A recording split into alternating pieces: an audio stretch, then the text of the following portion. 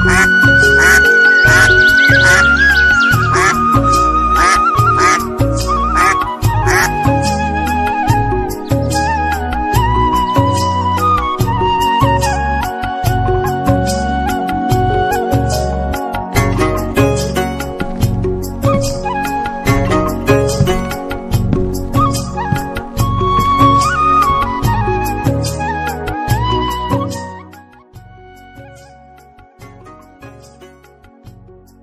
गांव में एक निठल्ला आलसी और कामचोर आदमी अपने बूढ़े पिता हरिप्रसाद के साथ रहता था।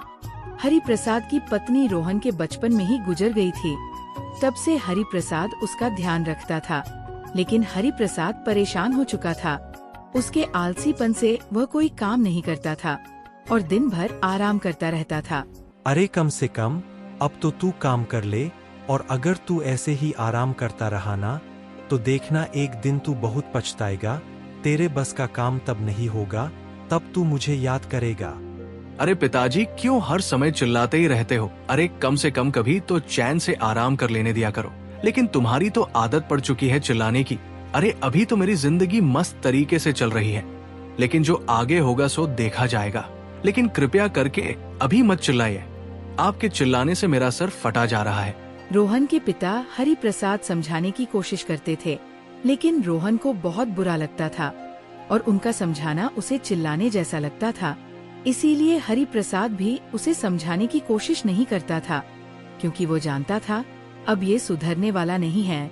इसीलिए हरिप्रसाद हर समय उदास और निराश रहता था। एक दिन हरिप्रसाद और उसी गांव का दूसरा आदमी मदनलाल दोनों एक साथ बैठे हुए थे और आपस में बातें कर रहे थे। अरे भाई मदनलाल, मेरा बेटा रोहन अब तो मेरी बातों को बिल्कुल भी नहीं मानता। अरे मैं जब भी उसे समझाने की कोशिश करता हूँ तो वह उल्टा मुझ पर ही चिल्लाने लगता है। अरे अब मुझे कुछ समझ में नहीं आ रहा कि अब यह कैसे सुधरेगा। देखो भाई हरिप्रसाद, इसको सुधारने का सिर्फ एक ही रास्ता है, और वह है कि इसकी शादी। अगर तुम इसकी शादी कर दोगे तो एक घर की जिम्मेदारी समझने लगेगा और फिर अपना और अपनी पत्नी का पेट पालने के लिए मेहनत तो जरूर करेगा। बस मेरी समझ में इसे सुधारने का यही रास्ता है।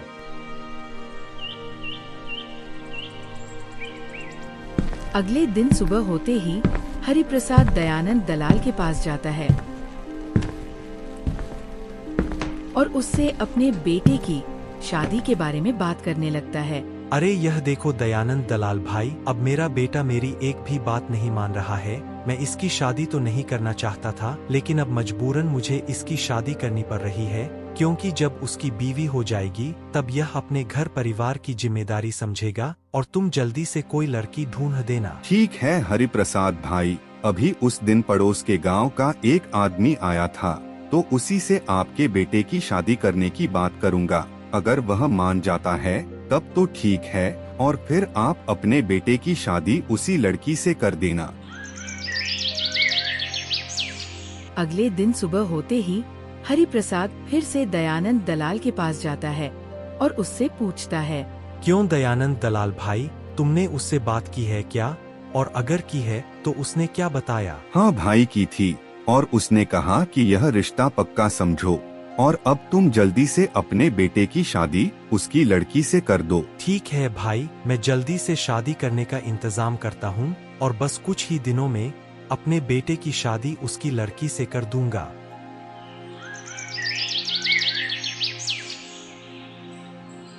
कुछ ही दिनों में हरिप्रसाद अपने बेटे रोहन की शादी करके अपनी बहू को अपने घर ले आता है, और रोहन की पत्नी का नाम था सोनिया, जो बेहद खूबसूरत और मेहनती थी। उसके घर में आने से अब हरिप्रसाद बहुत खुश था। बेटी सोनिया, तुम्हारे घर आने से मैं बहुत खुश हूँ। अब इस निठल्ले और कामचोर रोहन की आलस भरी रातें और दिन सब मेहनत में बदल जाएंगे।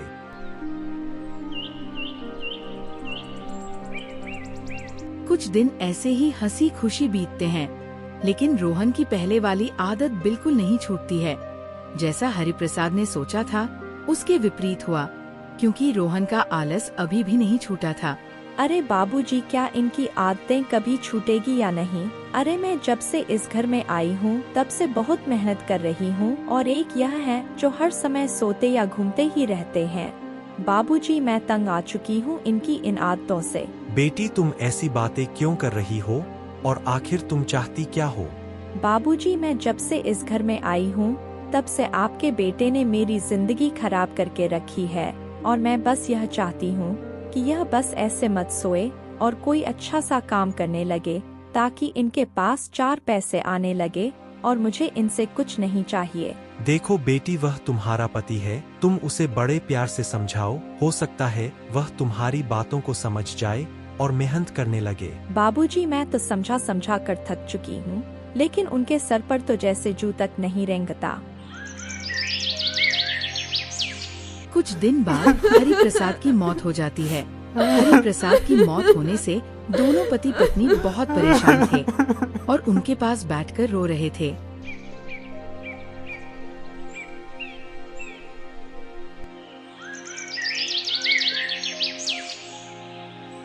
हरि प्रसाद के मर जाने के बाद रोहन का आलस और भी बढ़ जाता है। उसे कोई मना करने वाला नहीं था। बस जो भी थी वो सोनिया ही थी। सोनिया के लाख चिल्लाने पर भी रोहन उसकी एक बात भी नहीं सुनता था। अरे ना जाने पिछले जन्म में मैंने कौन से पाप किए होंगे जो इस जन्म में मुझे मनहूस आदमी मिला है। यह तो मेरी एक बात भी नहीं सुनता, जब देखो तब सोता ही पड़ा रहता है। अरे भाग्यवान, क्यों इतना चिल्ला रही हो? अरे हर समय काम के लिए ही कहती रहती हो। अरे कर लूंगा काम भी। अरे कब करोगे काम? जब से मैं इस घर में आई हूँ तब से नौकरानियों की तरह जुटी हुई हूँ, और तुमने मेरी जिंदगी नरक बनाकर रख दी है। देखो सोनिया, मैंने कई जगहों पर काम की तलाश की, लेकिन मुझे कोई अच्छा काम नहीं मिला, इसलिए मैंने काम नहीं किया।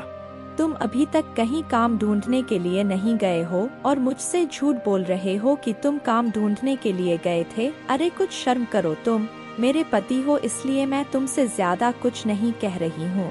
रोहन अपनी पत्नी की कड़वी बातों से नाराज होकर एक पेड़ के नीचे बैठ जाता है और खुद से ही कहता है, अरे मैं भी कितना निठल्ला और कामचोर आदमी हूँ, और जब मेरी पत्नी मुझ पर चिल्लाती है तो मैं उल्टा उसी पर ही भड़क जाता हूँ, और मेरा मन भी तो नहीं करता काम करने का। मैं करूँ तो करूँ क्या? अब ऐसा करता हूँ कि अपने दोस्त रमेश के पास जाता हूँ और उनसे कुछ पैसों की मदद मांगता हूँ, क्योंकि शुरू से ही उन्होंने मेरी मदद की है तो शायद आज भी कर दे। ऐसा सोचकर रोहन रमेश के घर के लिए निकल पड़ता है। भाई कैसे हो? आज मुझे आपकी जरूरत है। मेरे घर में चूल्हा जलने के लिए राशन बिल्कुल नहीं है, तो कृपया करके तुम मुझे थोड़े पैसे दे दो। मैं वादा करता हूँ कि मैं तुम्हारे पैसे कुछ ही दिनों में लौटा दूंगा। देखो रोहन भाई, आज से पहले ना जाने मैंने तुम्हारी कितनी मदद की है और ना जाने मैंने तुम्हें कितने रुपए दिए होंगे, लेकिन तुमने आज तक उन्हें वापस करने का नाम तक नहीं लिया, और तुमने ना जाने कितने गांव वालों से ऐसे ही कर्ज ले रखा है और तुम उनका भी वापस नहीं कर पा रहे। देखो भाई, इस समय सच में मेरे घर में एक भी पैसा नहीं है और ना ही मेरे घर में राशन है। कृपया करके तुम मेरी कुछ मदद कर दो।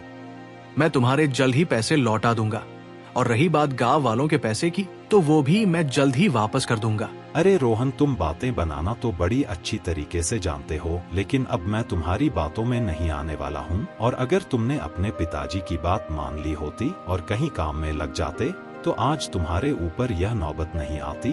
अरे कभी सोचा भी है कि अपने पैरों पर कब खड़े होगे? देखो पैसे हैं तो दे दो, लेकिन ये मुझे ज्ञान देने की कोशिश मत करो। मैं यहाँ तुम्हारी बेफालतू की बातें सुनने नहीं आया। अच्छा, अब पैसे हो तो जल्दी दो, वरना मैं खुद ही कुछ ना कुछ करूँगा।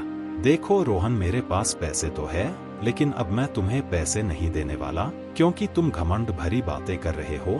अरे तुम्हारा कोई भरोसा नहीं, तुम तो एक नंबर के धोखेबाज और चालाक इंसान हो। ना जाने तुम कब और किसके पैसे लेकर भाग जाओ। ना भैया, मैं नहीं देने वाला।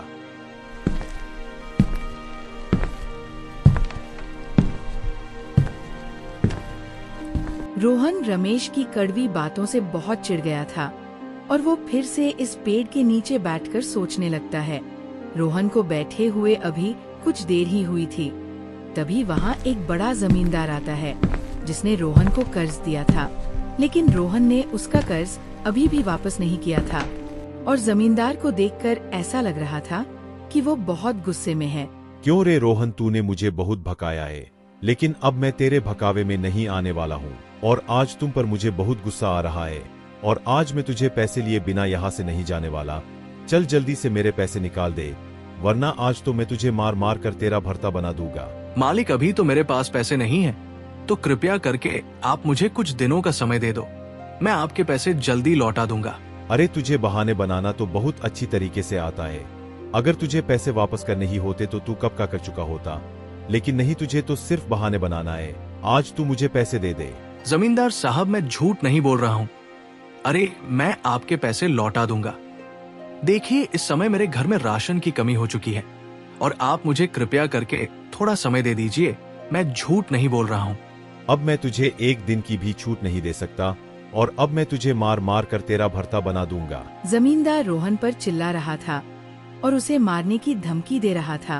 तभी वहाँ सोनिया आ जाती है और जमींदार से कहती है, जमींदार साहब, इन्हें माफ कर दो और इन्हें छोड़ दो। मैं वादा करती हूँ कि यह कुछ ही दिनों में आपके पैसे लौटा देंगे। आप मेरी बात पर यकीन कीजिए जमींदार साहब। ठीक है सोनिया, मैं तुम्हारी बातों पर यकीन कर रहा हूँ और तुम्हारे कहने पर मैं इसे छोड़ रहा हूँ, वरना आज तो मैं इसे मार ही डालता। और रे रोहन, तू जल्दी से पैसे चुका देना।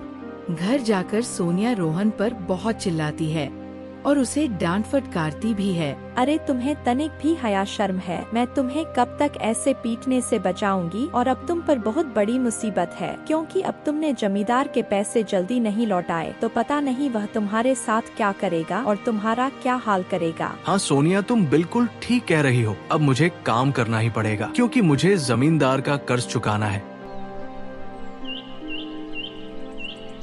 अरे कल मैंने सोनिया से तो कह दिया था कि मैं काम करूंगा, लेकिन मेरा तो काम करने का बिल्कुल भी मन नहीं कर रहा है। आखिर मैं काम देखूं तो देखूं कहाँ? रोहन ये सोच रहा था कि आखिर वो काम देखे तो देखे कहाँ। तभी उसकी नजर अपनी गाय पर पड़ती है।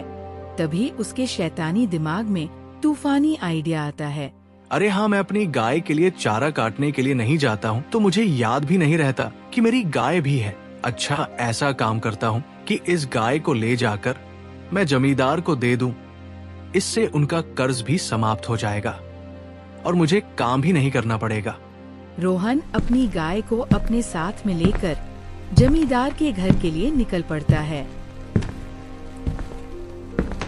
देखो जमींदार साहब, मेरे पास अभी पैसे बिल्कुल भी नहीं है, तो आप ऐसा करो, ये मेरी गाय आप ले लो, और जब मेरे पास पैसे हो जाएंगे तो मैं अपनी गाय आपसे ले जाऊंगा और आपके पैसे लौटा जाऊंगा। बारे रोहन, आज तूने किया मेरे मन का काम।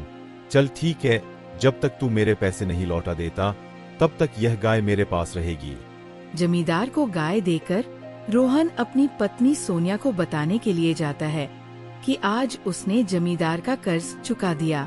सोनिया, आज मैंने जमींदार का सारा कर्ज चुका दिया है और अब वह मुझसे कभी पैसे नहीं मांगेगा। क्या तुमने जमींदार का कर्ज चुका दिया? अच्छा चलो ठीक है, अब जमींदार हमारे घर जमींदारी दिखाने तो नहीं आएगा, लेकिन मुझे एक बात समझ में नहीं आ रही कि एक ही रात में तुम्हारे पास इतने पैसे कहां से आए कि तुमने जमींदार का कर्ज चुका दिया।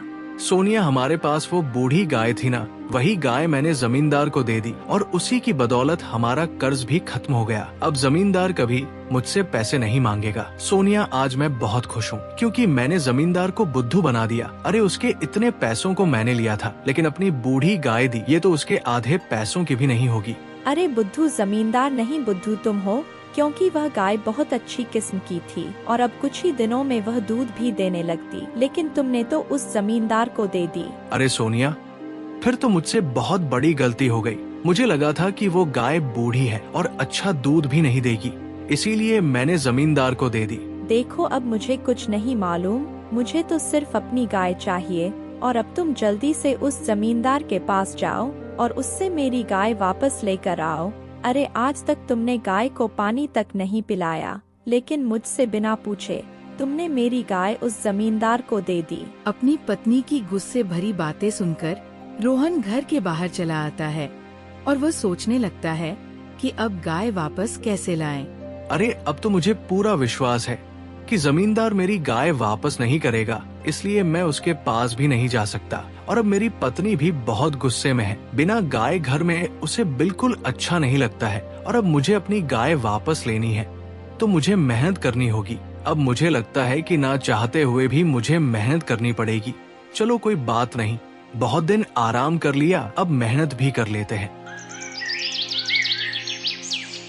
अगले दिन काम करेगा, ऐसा सोचकर रोहन घर को जाता है। उसे खाली हाथ घर में देखकर सोनिया उससे कहती है, क्यों तुम गाय लेकर नहीं आए और खाली हाथ चले आए? बताओ हमारी गाय कहाँ है? देखो सोनिया, मैं कल अपनी गाय लेने के लिए जाऊंगा क्योंकि आज तो अब रात होने वाली है। तुम आज रात तक इंतजार करो, कल सुबह गाय तुम्हारे सामने होगी।